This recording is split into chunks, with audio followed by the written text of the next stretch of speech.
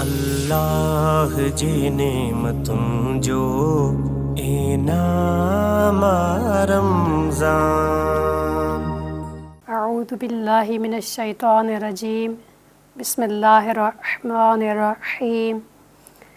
رب اشرح لی صدری ویسر لی امری واحلل عقدۃ من لسانی یفقہوا قولی، لا حول ولا قوة الا باللہ العلی العظیم۔ اما بعد فقد قال اللہ تبارک وتعالی فی القرآن المجید والفرقان الحمید وقالہ الحق الذین ینقضون عہد اللہ من بعد میثاقہ ویقطعون ما امر اللہ بہ ان یوصل ویفسدون فی الارض اولئک هم الخاسرون۔ ناظرین اکرام، السلام علیکم ورحمۃ اللہ۔ ناظرین، اج ماہ مبارک رمضان کے ہن خصوصی پروگرام میں اساں اج ایک نئے موضوع سے حاضر تھے آیوں۔ تہانجے ساموں اساں اج صلہ رحمی ऐं قطع رحمی کے بارے میں ॻाल्हाईंदा हलंदासीं त صلہ رحمی छा खे चवंदा आहिनि ऐं قطع رحمی छा खे चवंदा आहिनि। صلہ رحمی अगरि इंसान न करे त उनजो इंसान जे आमालनि सां कहिड़ो तालुक़ु आहे, ऐं अगरि कोई इंसान क़तअ तालुक़ु थो करे त उन सां इंसान जे आमालनि सां उनजो कहिड़ो तालुक़ु आहे। त नाज़रीन, असां हिते सूरह बक़रा जी आयत नंबर 27 मूं पढ़ी आहे, जंहिंमें ख़ुदावंद आलम फ़रमाए थो अल्लज़ीन यनक़ुज़ून अहदल्लाहि मिन बअदिही, यानी छा उहे माण्हू जेके ख़ुदा जे अहदो पैमान खे मज़बूत थियण खां पोइ मीसाक़ही वयक़्तऊन मा अमर अल्लाहु बिही टोड़े था छॾनि ऐं जिन तालुकात जो ख़ुदा हुकुम ॾिनो आहे। त यानी हिते ॿुधाए थो ख़ुदावंद आलम त उहे माण्हू जेके ख़ुदा जी अहदो पैमान खे मज़बूत थियण खां पोइ टोड़े था छॾनि त पोइ उन्हनि सां छा कयूं, ऐं जिन तालुकात जो ख़ुदा हुकुम ॾिनो आहे उनखे टोड़े छॾनि था ऐं ज़मीन में फ़साद बर्पा कनि था। उहे माण्हू नुक़सान उठाइण वारा ऐं पाइण वारा आहिनि। त नाज़रीन, हिते ख़ुदावंद आलम सूरह बक़रा जी आयत नंबर 27 में ॿुधाए थो त जेके इंसान अहदो पैमान खे टोड़नि था, यानी ख़ुदा सां अहदो पैमान जेका ॻंढियनि उनखे टोड़नि था ऐं माण्हुनि सां जेको उन्हनि जो तालुकात आहे उनखे टोड़नि था, त उहे इंसान शायदि फ़साद बर्पा करण वारा आहिनि ऐं नुक़सान खणण वारा आहिनि। ॾिसूं त क़तअ रहम जेके इंसान क़तअ रहम कनि था त उन्हनि सां ज़मीन ते फ़साद बर्पा कीअं थो थिए, या वरी उहे नुक़सान खणण वारा माण्हू कीअं था थी वञनि। तव्हांजे साम्हूं असां हिते सिलह रहम जी तारीफ़ कंदा हलूं त सिलह रहम छा खे चइबो आहे, उन खां पोइ तव्हांजे साम्हूं असां क़तअ रहम जी बि तारीफ़ कंदासीं त सिलह रहम ऐं क़तअ रहम जी तारीफ़ ऐं उन जी ताक़ीद ऐं उन जी ज़रूरत छा जे करे आहे। अॼु तव्हांजी ख़िदमत में असां हिकु अहम ऐं इज्तमाही फ़रीज़ो ऐं हिकु अहम तरीन इज्तमाही वज़ीफ़े जे बारे में गुफ़्तगू करणी आहे। अहम तरीन इज्तमाही फ़रीज़े जो नालो सिलह रहम आहे। सिलह रहम हिकु अहिड़ो फ़रीज़ो जंहिंजी ताक़ीद क़ुरान में ऐं रिवायात में वारिद थियो आहे। सिलह रहम जी तारीफ़ हज़रत अल्लामा मजलिसी बयानु थो करे पंहिंजे किताब मिरातुल उक़ूल जिल्द नंबर 8 ऐं सिफ़ो नंबर 360 में। सिलह रहम जी अल्लामा मजलिसी हिन तरीक़े सां तारीफ़ थो करे त अलमुरादु बिसिलती रहमिल अहसान इलैही, माना छा त सिलह रहम मुराद रिश्तेदारनि सां बहितरीन राबता बरक़रार रखणु ऐं इन सां नेकी करणु ऐं उन्हनि ते अहसान करणु। वरी अॻिते अल्लामा मजलिसी सिलह रहम जी तारीफ़ कंदे चवे थो त वतअद्दुफ़ु अलैहिम, ऐं उन्हनि रिश्तेदारनि सां प्यार मुहबत सां पेश अचणु। सिलह रहम यानी छा त इंसान पंहिंजे जेके खूनी रिश्तेदार आहिनि उन्हनि सां राबितो क़ाइमु रखे, उन्हनि सां मुहबत ऐं प्यार सां नेकी बि करे, वरिफ़्क़ु बिही, ऐं उन्हनि जी आसानी ऐं सहूलत बरक़रार रखे, वल रिआयती अहवालिहिम, ऐं उन्हनि जे हाल जो ख़्यालु रखे। जेके बि इंसान जा खूनी रिश्तेदार आहिनि उन्हनि जे हाल जो ख़्यालु रखे। वल इन्फ़ाक़ु इलैहिम, ऐं जॾहिं हिननि खे कंहिं शइ जी ज़रूरत हुजे त उन्हनि ते ख़र्च करे। त अल्लामा मजलिसी बयानु थो करे त अगरि तव्हांजा जेके खूनी रिश्तेदार आहिनि उन्हनि खे कंहिं शइ जी ज़रूरत आहे त तव्हां उन्हनि जी ज़रूरत पूरी कयो। इहा आहे सिले रहम। त नाज़रीन, असां हिन माह मुबारक रमज़ान में जेके असां आमाल अंजाम ॾींदा आहियूं, जेके इबादतूं कंदा आहियूं, अगरि असांजो पंहिंजे खूनी रिश्तेदारनि सां सिले रहम कोन्हे त रवायतूं ऐं ख़ुदावंद आलम जूं क़ुर मजीद में बयानु थियल सूरतूं ऐं आयतूं ॿुधाइनि थियूं त इंसान जा उहे आमाल क़बूल न वेंदा अगरि इंसान जो सिले रहम न आहे। यानी क़ता तालुक़ अगरि करे छॾे पंहिंजे रिश्तेदारनि सां त पोइ उन इंसान जा आमाल क़बूल न वेंदा। त माह मुबारक हिन रहमत, हिन मग़फ़िरत ऐं हिन माह सियाम में असां इहो पंहिंजे पाण में आदत विझी छॾियूं ऐं पाण में इहा सिफ़त आणियूं त असां सिले रहम कयूं पंहिंजे रिश्तेदारनि सां। अगरि असां सिले रहम न कंदासीं त क़ता तालुक़ कंदासीं त पोइ असांजा जेके आमाल आहिनि, जेके रोज़ा रखूं था, जेको क़ुर जी तिलावत कयूं था, उहे सभई असांजा ज़ाया थी वेंदा। तव्हांजे ख़िदमत में बयानु कंदा हलूं था सूरह राद जी आयत नंबर 25 में ख़ुदावंद आलम क़ता तालुक़ ऐं सिले रहम जे बारे में छा थो फरमाए थो त वल्लज़ीन यनक़ुज़ून अहदल्लाहि मिन बअदिही मीसाक़िही व यक़तऊन अमरल्लाहु बिही अन यूसल व युफ़सिदून फ़िल अर्ज़ि उलाइक लहुम लअनतु व लहुम सूउद्दार। ख़ुदा छा थो फरमाए त उहे माण्हू जेके अलाह सां पके वाइदे करण खां पोइ आदनि खे टोड़नि था, जंहिंखे ॻंढण जो हुकुम ख़ुदावंद आलम ॾिनो आहे। त ख़ुदा कहिड़नि राबतनि जे ॻंढण जो हुकुम ॾिनो आहे? ख़ुदावंद आलम इहो ई चवे थो त पंहिंजे रिश्तेदारनि सां राबतो रखो, हता की तव्हांजो सलाम ऐं दुआ ताईं छो न हुजे राबतो, तॾहिं बि तव्हांखे राबतो रखिणो आहे। अगरि तव्हां उन्हनि सां इहो राबतो बि पंहिंजो मुनक़द कंदो त पोइ तव्हांजा आमाल ऐं तव्हां जूं नेकियूं बि रागन वेंदियूं, भले तव्हां तक़वा वारा छो न हुजो, मुतक़ी छो न हुजो। जंहिं ॻांढापे जो ख़ुदावंद आलम हुकुम ॾिनो आहे, ख़ुदावंद आलम छा थो चए, तंहिंखे टोड़नि था ऐं ज़मीन में फ़साद पैदा कनि था।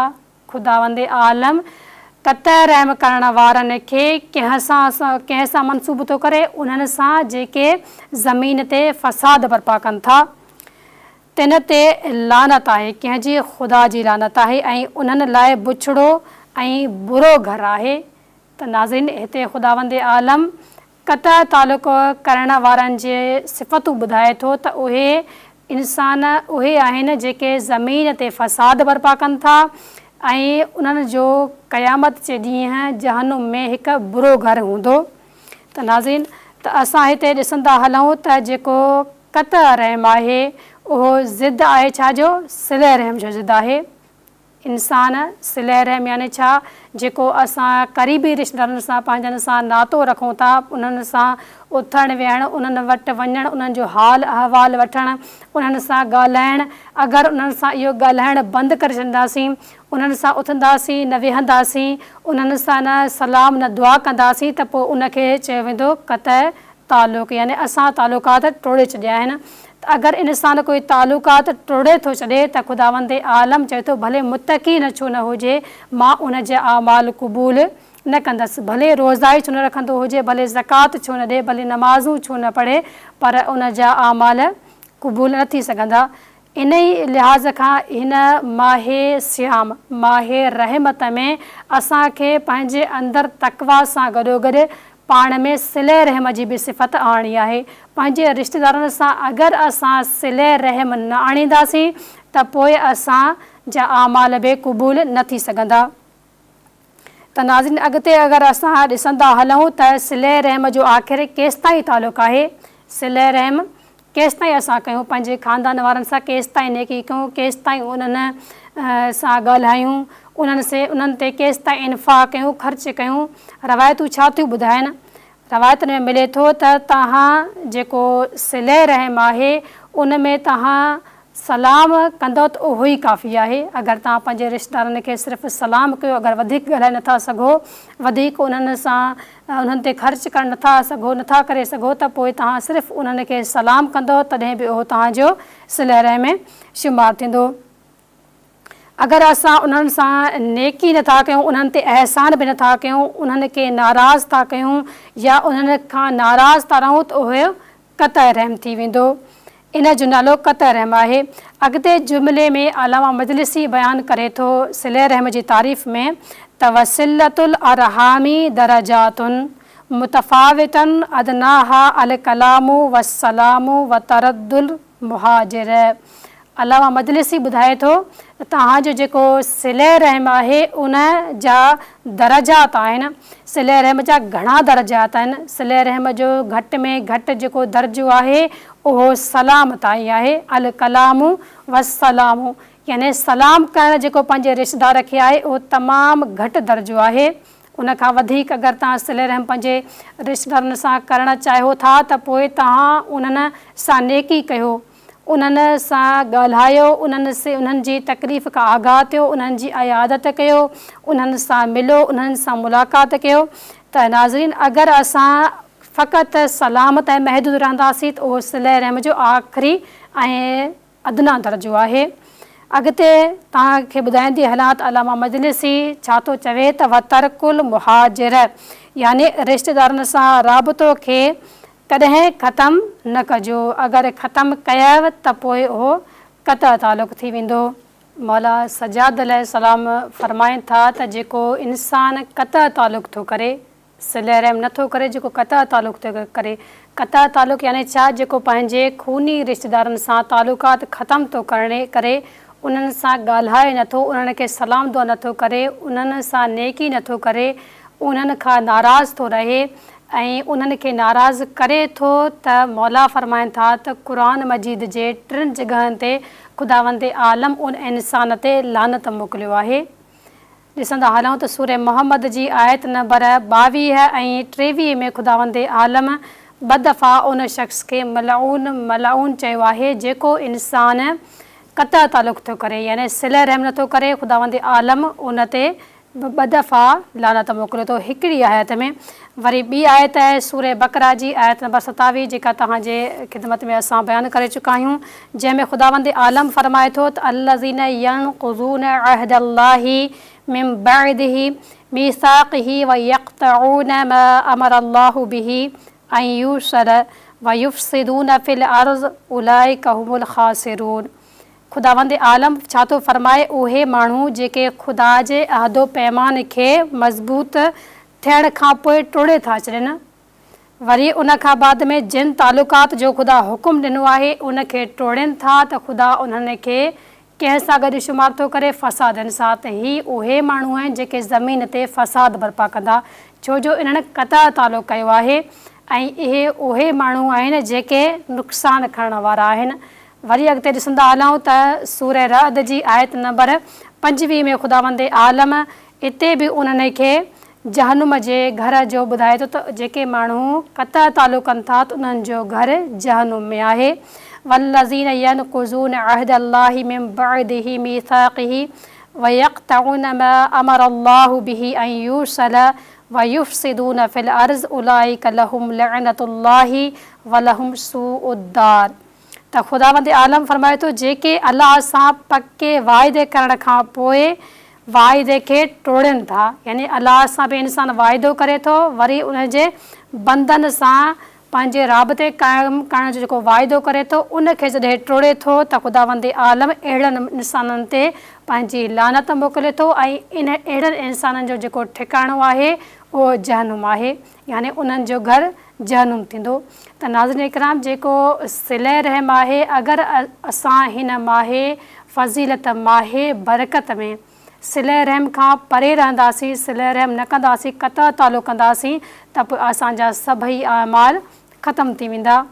जेके असांजा उस्ताद आहिनि, बुज़ुर्ग आहिनि, उहे असांखे ईअं ई चवंदा आहिनि त जॾहिं बि तव्हां आमालनि में अचो, माह मुबारक रमज़ान जा जेके आमाल थियनि था तव्हां उन्हनि में अचो, त तव्हां पंहिंजे रिश्तेदारनि सां सिले रहम करे पोइ ईंदा करियो।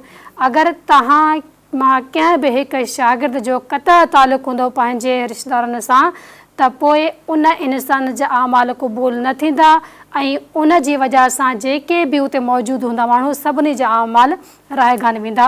त नाज़रीन ॾिसंदा हलूं त अगरि कंहिं इमाम बारगाह में किथे कंहिं मस्जिद में या कंहिं मदरसे में जिते माण्हू गॾिजी मिली करे अमाल अंजाम ॾींदा आहिनि, छो जो माह मुबारक रमज़ान जे क़द्र वारे रातिनि में अमाल अंजाम न वेंदा आहिनि त उन पूरी राति में भले इंसानु उजागो करे इबादतूं अंजाम ॾे, दुआऊं पढ़े, क़ुर जूं सूरतूं पढ़े, पर उहो इंसानु अगरि सिले रहम नथो करे, क़तअ तालुक़ करे वेठो आहे पंहिंजे रिश्तेदारनि सां, त उन जा अमाल बि राहिगान वेंदा ऐं उन सां गॾोगॾु जेके बि उते माण्हू मौजूदु हूंदा सभिनी जा अमाल राहिगान वेंदा। ऐं अगरि कोई इंसानु सिले रहम करे थो त उन जा जेके फ़ाइदा रवायत में ॿुधाया विया आहिनि, रवायतूं ॿुधाइनि थियूं त जेको इंसानु सिले रहम करे थो त ख़ुदावंद आलम उन जी उमिरि खे बि वधाए थो छॾे। अगरि कोई सिले रहम करे थो त ख़ुदावंद आलम उन जे रिज़्क़ में इज़ाफ़ो थो करे, उन जे हिसाब किताब में आसानी थो करे ऐं ख़ुदावंद आलम उन्हनि खे बेश्त में बुलंद दर्जो थो अता फ़रमाए। त नाज़रीन ॾिसंदा हलूं त अगरि कोई क़तअ तालुक़ थो करे त उन जी वरी उमिरि घटिजी थी वञे, उन जे रिज़्क़ मां बरकत खयों थो वञे। कहिड़े तरीक़े सां? अहिड़े तरीक़े सां जो रवायतूं ॿुधाइनि थियूं त हिकु दफ़ो ॿ भाइर मौला मूसा काज़िम अलैहिस्सलाम सां मिलण पिया वञनि त उहे ॿई जॾहिं हिकु रस्ते तां गुज़रंदे गुज़रंदे मौला मूसा काज़िम ताईं पहुता त इमाम उन्हनि खे चयो तव्हां मां हिकिड़े भाउ, इशारो करे मौला चयो त तव्हां मां हिन भाउ जी मौत लिखियलु हुई हिकु हफ़्तो पहिरियां, पर उन जी मौत हाणे टरी वई आहे। त उहे जेके ॿई भाइर हुया ॿई हैरान थी करे पुछनि था त मौला असांजी मौत अचणी हुई ऐं टरी वई, उहो तव्हांखे कीअं ख़बर पई? तव्हांखे कीअं ख़बर पई ऐं असांजी मौत टरी छो वई? आख़िर वजह सबबु कहिड़ो आहे? त उते इमाम फ़रमायो इन जो सबबु इहो आहे जो तव्हां जॾहिं मूं सां मिलण पिया अचो त रस्ते में तव्हांजी हिकिड़ी फुफी जो ॻोठु आयो जिते तव्हां पंहिंजी फुफी सां अलाए केतिरा साल थी विया जो तव्हां उन्हनि सां न ॻाल्हायो पिया, न खायो पिया, न सलाम दुआ। उन जॾहिं तव्हां मूं सां मिलण पिया अचो त तव्हां उन वक़्तु पंहिंजे फुफी सां मुलाक़ात कई। जॾहिं मुलाक़ात कई त उन वक़्तु तुंहिंजी मौत अचण वारी हुई, तुंहिंजी ज़िंदगी ख़तमु थियण वारी हुई, पर जॾहिं तव्हां मुलाक़ात कई, सिले रहम कई त ख़ुदावंद आलम तुंहिंजे इन उमिरि इन ॾींहं खां वेंदे मौत ताईं 5 साल वधाए छॾी आहे। त इहे जॾहिं ॿई भाइर इहो ॿुधी करे घर था वञनि त 5 साल गुज़री था वञनि त उहो जेको भाउ हूंदो आहे उहो ॾिसंदो आहे त 5 साल पूरा थी विया आहिनि ऐं हुनजो भाउ बि हिन दुनिया मां हलियो वियो आहे। त पोइ नाज़रीन इकराम इन मां ख़बर पई त जेको इंसानु अगरि क़तअ तालुक़ थो करे त ज़िंदगी घटिजे थी, यानी ज़िंदगी वधे कोन थी, पर अगरि सिले रहम थो करे त जेका मुयन थियल ज़िंदगी हूंदी आहे त ख़ुदावंद आलम उन मुयल थियल ज़िंदगी खे वधाए थो छॾे, उन जी ज़िंदगी में बरकत विझे थो ऐं उन जे रिज़्क़ में बि बरकत विझे थो ऐं इन सिले रहम सां ई इंसान जा अमाल क़बूल था वञनि। भले केतिरो छो न इंसानु मुतक़ी हुजे पर सिले रहम नथो करे त उन जा अमाल राहिगान वञनि था। तव्हांजे ख़िदमत में हिकु रवायत बयानु कंदी हलां। जंहिं रवायत यून अख़बार में रवायत नक़ल थियल आहे त नमाज़ ऐं ज़कात जो पाण में राबतो आहे, छो जो ख़ुदावंद आलम जिते जिते नमाज़ हुकुम ॾिनो आहे उन सां गॾोगॾु ज़कात जो बि हुकुम ॾिनो आहे। नाज़रीन इकराम मौला जाफ़र सादिक़ अलैहिस्सलाम का रवायत नक़ल थियल आहे यून अख़बार रज़ा में त इमाम फ़रमाए थो त ख़ुदावंद आलम 3 शयुनि जो हुकुम ॾिनो आहे, उन 3 शयुनि जे हुकुमनि सां गॾोगॾु 2-3 हुकुम ॾिना अथसि। अगरि कोई इंसानु पहिरियां वारनि 3 हुकुमनि खे मञे थो ऐं बाद वारा 3 हुकुम अंजाम नथो ॾिए त पोइ उन जा पहिरियां वारा हुकुम बि क़बूल नथा थियनि। कहिड़े तरीक़े सां ॾिसूं त ख़ुदावंद आलम जिते नमाज़ जो हुकुम ॾिनो आहे उन सां गॾोगॾु ज़कात जो बि हुकुम ॾिनो आहे। अगरि कोई इंसानु नमाज़ खे त अंजाम ॾिए थो, नमाज़ खे पढ़े थो, पर ज़कात नथो ॾिए त ख़ुदावंद आलम इहो थो फ़रमाए त अगरि जेको ज़कात नथो ॾिए त मां उन जी नमाज़ क़बूल न कंदसि। अहिड़े तरीक़े सां ख़ुदावंद आलम फ़रमाए थो जेको इंसानु मुंहिंजो शुक्र अदा करे थो पर मुंहिंजे बंदे जो शुक्र अदा नथो करे त मां पंहिंजो शुक्र क़बूल न कंदसि, छो जो मुंहिंजो बंदे जो शुक्र मुंहिंजे शुक्र सां वाबस्तु आहे। अगरि मुंहिंजे बंदे जो शुक्र अदा न कयो वियो त मां पंहिंजो बि शुक्र क़बूल न कंदसि। अहिड़े तरीक़े सां टियों जेको ख़ुदावंद आलम हुकुम ॾिनो आहे, जेका अहकाम ॾिना आहिनि, उहो आहे तक़वा। ख़ुदावंद आलम छा थो फरमाए, ऐं मुंहिंजा बंदो तक़वा अख़्तियार कयो। अगरि तक़वा अख़्तियार न कंदव त पोइ तव्हांजा आमाल क़बूल न वेंदा। तक़वा सां गॾोगॾु ख़ुदावंद आलम हिकिड़ो ॿियो हुकुम ॾिनो आहे, उहो कहिड़ो, सिले रहम जो। त नाज़रीन, ख़ुदावंद आलम असांखे नमाज़ सां गॾु ज़कात जो हुकुम ॾिनो आहे। अगरि ज़कात न आहे त नमाज़ क़बूल न आहे। ख़ुदावंद आलम पंहिंजे शुक्र सां गॾु बंदनि जो शुक्र बेकार ॾिनो आहे। अगरि बंदनि जो शुक्र न आहे त ख़ुदावंद आलम पंहिंजो शुक्र क़बूल नथो करे। अहिड़े तरीक़े सां अगरि इंसानु तक़वा अख़्तियार करे थो, तक़वा अख़्तियार करे पोइ अमल अंजाम ॾिए थो, पर उहो इंसानु सिले रहम नथो करे, सिले रहम उन इंसान में कोन्हे, त उन इंसान जी उहा तक़वा बि क़बूल न आहे। अहिड़े तरीक़े सां पोइ अगरि सिले रहम न आहे त उन इंसान जा ॿिया बि अमाल क़बूल न आहिनि। छो जो अगरि असांजो कोई रिश्तेदार असांखां नाराज़ रहियल आहे, असां उन सां ॻाल्हायूं नथा, असांजो उन सां को राबितो न आहे, न सलाम है, न दुआ आहे, न ई उन सां असां नेकी करियूं था, न उन ते असां अहसान कयूं था, त पोइ असां इहो क़तअ तालुक़ थी वियो। क़तअ तालुक़ जे करे ख़ुदावंद आलम असांजा आमाल रायगान करे थो छॾे। त नाज़रीन, हदीस कुदसी में ख़ुदावंद आलम इरशाद थो फरमाए त मां रहमान आहियां, मां रहमान आहियां, ऐं जेको बि इंसानु सिले रहम थो करे त मां उन सिले रहम जे करे मां उन इंसान ते रहम कंदो आहियां ऐं उन इंसान खे बख़्शिश ॾींदो आहियां। त नाज़रीन, ख़ुदावंद आलम रहमान रहीम आहे। अगरि ख़ुदा जो बंदो सिले रहम याने पंहिंजे रिश्तेदारनि सां रहम दिली सां ईंदो पेश, उन्हनि सां सही तरीक़े सां पेश ईंदो, उन्हनि सां नेकी कंदो, उन्हनि सां सुलह कंदो, त ख़ुदावंद आलम बि पंहिंजे रहमानियत जा दरवाज़ा उन ते खोले छॾींदो। त हदीस में आहे, जेको बि इंसान क़तअ रहम करण वारो आहे उहो बेहिश्त में नथो वञी सघे, न ई उनखे बेहिश्त जी ख़ुशबू ईंदी, छो जो उहो क़तअ तालुक़ करण वारो आहे।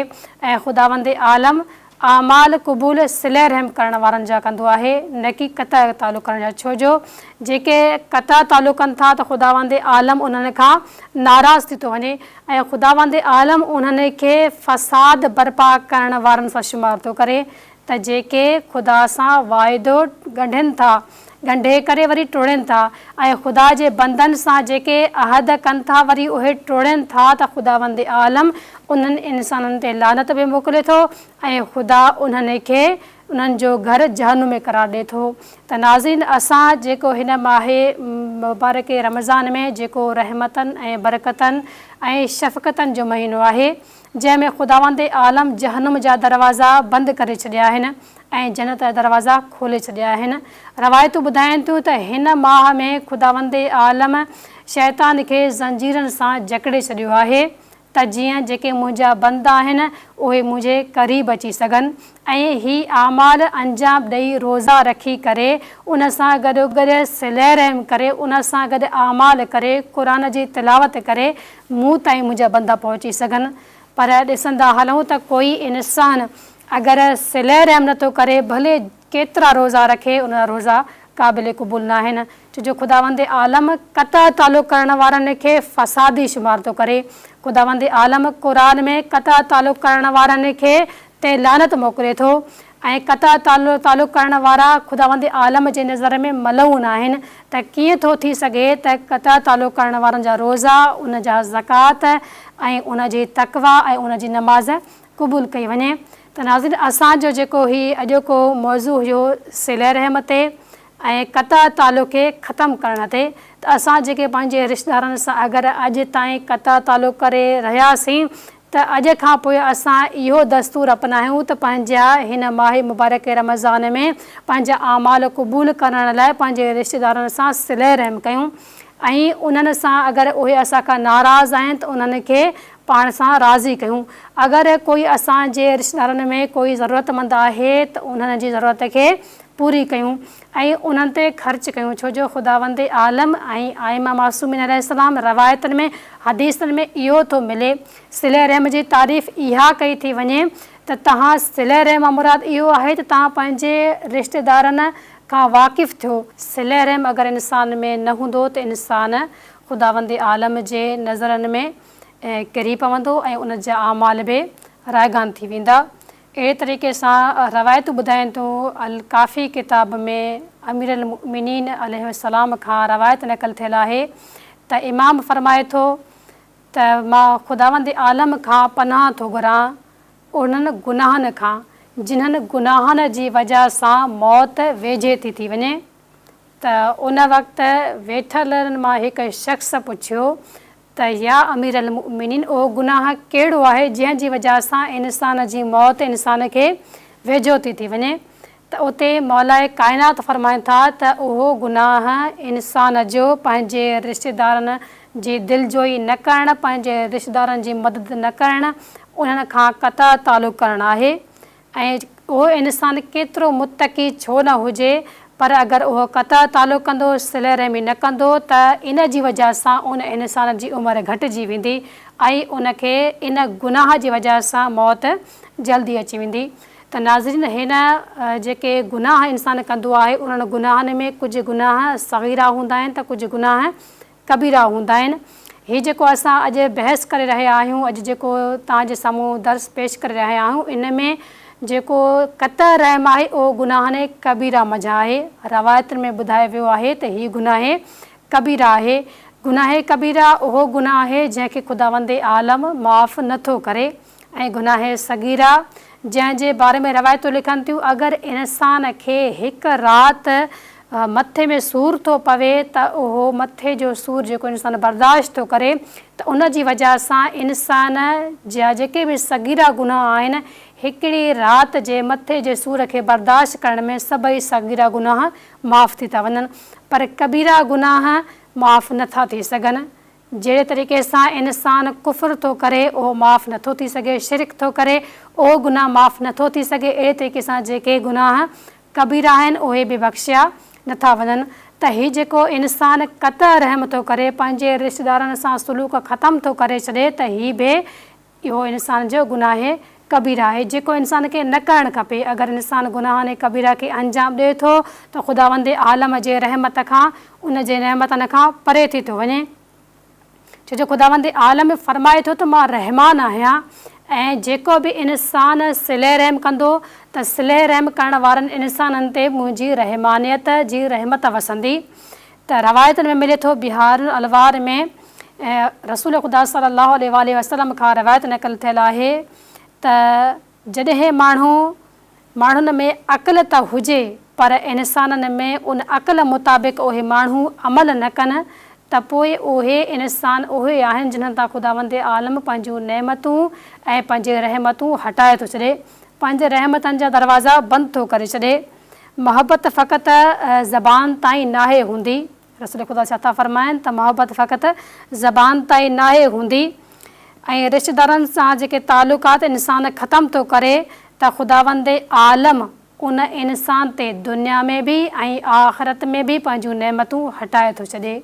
त नाज़रीन इकराम, हिन जेका हदीस में रसूल अल्लाह सल्लल्लाहु अलैहि वसल्लम फ़रमाइनि था त जेको इंसान रिश्तेदारनि सां तालुकात ख़तमु थो करे, ज़ाहिरनि त उन्हनि सां सही थो ॻाल्हाए पर दिलि में तालुकात ख़तमु थो करे छॾे त ख़ुदावंद आलम दुनिया में ऐं आख़िरत में उन्हनि इंसाननि तां पंहिंजी नेमत खे, पंहिंजे रहमतनि खे परे थो करे छॾे। त नाज़रीन, क़ता तालुक़ हिकु गुनाह कबीरा आहे जेको इंसान खे अंजाम न ॾियणु खपे ऐं इंसानु अक्सर पंहिंजे नादानी में उन गुनाह खे अंजाम ॾेई थो वञे। रवायतूं ॿुधाइनि थियूं त अगरि कोई इंसान क़ता तालुक़ करे थो त ख़ुदावंद आलम जेके बि क़ता तालुक़ कनि था उन्हनि खे बेयक यानी हिकिड़े ई वक़्त में मौत ॾेई थो वञे, ॾेई थो छॾे। कहिड़े तरीक़े सां त हिकु दफ़ो इमाम सादिक़ अलैहिस्सलाम जे ख़िदमत में हिकु शख़्स अचे थो ऐं उहो चवे थो त मौला, मुंहिंजा जेके कज़न्स आहिनि, जेके मुंहिंजा सौट आहिनि, मुंहिंजे चाचे जा जेके फ़र्ज़ंद आहिनि, असां सभई हिकिड़े घर में रहंदा हुआसीं। असांजो जेको घर हुयो हिकिड़ो हुयो, मुंहिंजे सौटनि छा कयो आहे जो असांजे घर ते कब्ज़ो कयो अथनि, असांजे हिसे ते बि कब्ज़ो कयो अथनि। जेको हिकिड़ो कमिरो रहियो आहे उहो सिर्फ़ु मूंखे ॾिनो अथनि। मां चाहियां थो त मां पंहिंजो हक़ु उन्हनि खां वठां या हुकुमरान खे उन्हनि जी दाह ॾियां त मुंहिंजो हक़ु उन्हनि खां वठी ॾिए। त उन वक़्तु इमाम छा थो फरमाए त तूं सब्र कर, जल्द ई ख़ुदावंद आलम तुंहिंजे दिलि खे ख़ुशि कंदो। त कुझु अरसो गुज़रे थो, रवायतूं लिखनि थियूं त 131 हिजरी में उहो ई शख़्स इमाम सां मुलाक़ात थो करे। इमाम उन खां पुछे थो त ॿुधा हाल अहिवाल मूंखे ॾे। त उहो शख़्स ॿुधाए थो त 131 में ई हिकु वबा अची वई ऐं उन वबा जे करे जेको हिननि जो पूरो ख़ानदान हुयो उहो हिकिड़े टाइम में हिन दुनिया मां हलियो वियो, यानी वफ़ात करे विया। त इन मां ख़बर थी पए त अगरि कोई इंसानु क़ता तालुक़ थो करे, हिते बि इन्हनि रिश्तेदारनि पंहिंजे हिकिड़े रिश्तेदार सां क़ता तालुक़ कयो त उन्हनि सभिनी ख़ानदान वारनि खे बेयक यानी हिकिड़े वक़्त में मौत अची वई आहे।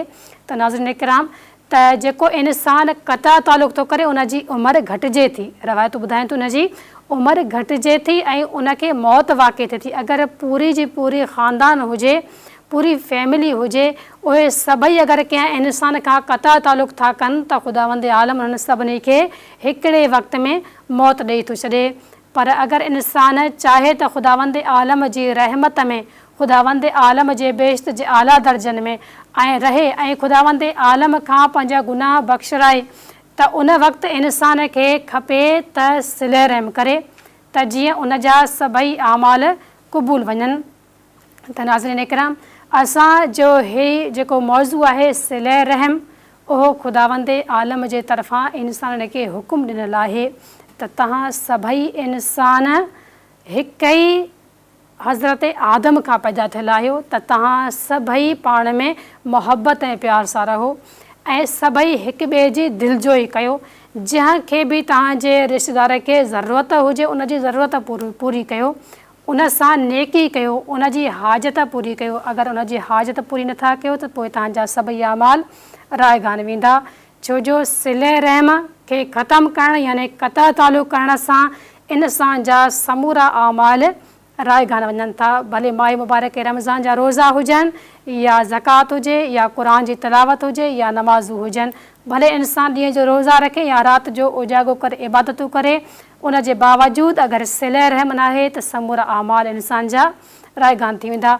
आख़िर में ख़ुदावंद आलम खां इहा ई दुआ आहे त परवरदिगार आलम असांखे हिन माह रहमत में, हिन माह मग़फ़िरत में, हिन माह मुबारक रमज़ान में सभिनी खे सिले रहम करण जी तौफ़ीक़ इनायत करे ऐं पंहिंजे रिश्तेदारनि जो ख़्यालु रखणु, उन्हनि जूं ज़रूरतूं पूरियूं करणु, उन्हनि जे मथां पंहिंजे हथ शफ़क़त वारो रखण जी तौफ़ीक़ इनायत करे ऐं उन्हनि जो हाल अहिवाल वठण जी तौफ़ीक़ इनायत फ़रमाए।